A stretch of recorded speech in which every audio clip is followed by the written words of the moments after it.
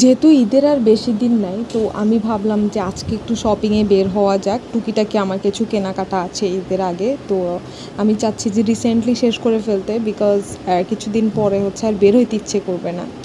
তো আমি একটু টুকটাক রেডি হয়ে বের হয়ে পড়লাম বিকেলবেলাতেই, যেহেতু বৃষ্টি হচ্ছিল তাই একটু লেট করে বের হয়েছি। তো বের হয়ে সামনের দিকে যাচ্ছি, এই যে তখনও ঝিরিঝিরি একটু একটু করে বৃষ্টি পড়ছে। যেহেতু যাব তো চলে গেলাম। যাওয়ার পরে দেখি আল্লাহ কি একটা অবস্থা, এত ভিড় আর এত জ্যাম যে আমার আর সামনের দিকে আগানোর মনেই ইচ্ছে করতেছে না। যে ভাই কি একটা অবস্থা, আজকে যে শুক্রবার ছুটির দিন, সবাই আসছে শপিং করতে।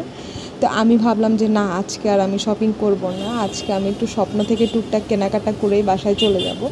তো আমি স্বপ্নতে ঢুকলাম, দেখি যে আমার বাসায় হচ্ছে সয়া সস আর হচ্ছে চিলি সসটা লাগবে।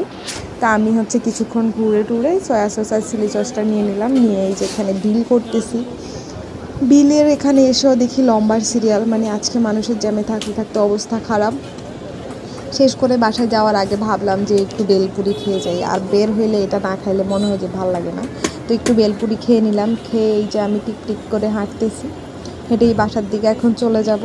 বাসায় যাওয়ার আগে ভাবলাম যে এই সাইডের রাস্তাটা ফাঁকা, আর ওই সাইডের রাস্তাটা এত জ্যাম ছিল, তো এই যে একটু তালের শ্বাস নিয়ে বাসার দিকে চলে গেলাম। আল্লাহ হাফেজ।